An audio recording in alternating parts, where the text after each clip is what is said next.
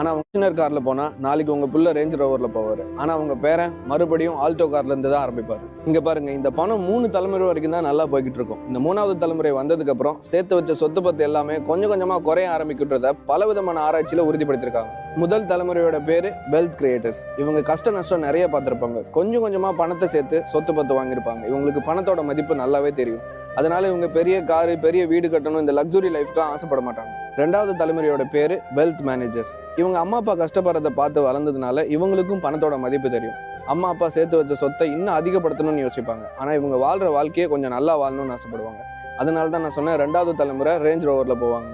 நிறைய பணக்கார குடும்பத்துல பிரச்சனையே இந்த 3வது தலைமுறையில இருந்து தான் ஆரம்பிக்கும். இவங்க பிறந்ததுல இருந்து லக்ஸுரியான ஒரு லைஃப் வாழ்ந்திருப்பாங்க. கஷ்ட நஷ்டம்னா என்னன்னு கூட இவங்க வாழ்க்கையில பார்த்திருக்க மாட்டாங்க. பணத்தோட மதிப்பு என்னன்னு இவங்களுக்கு தெரியாது. அதனாலதான் பெரிய கார் வாங்குறது, லக்ஸுரியான லைஃப், பார்ட்டி பண்றதுன்னு சம்பாதிக்கிறத பத்தி யோசிக்காம இருக்கிறதையே செலவு பண்ணி சொத்தை அழிச்சிட்டு இருப்பாங்க. இந்த பிரச்சனைக்கு ஒரே தீர்வு, 3வது தலைமுறைக்கு கஷ்ட நஷ்டம்னா என்ன, பணத்தோட மதிப்பு என்னன்னு சொல்லி கொடுக்கறதுக்கு யாராவது ஒருத்தர் இருந்தா 3வது தலைமுறையிலிருந்து 4வது தலைமுறை நல்லா இருக்குன்றதை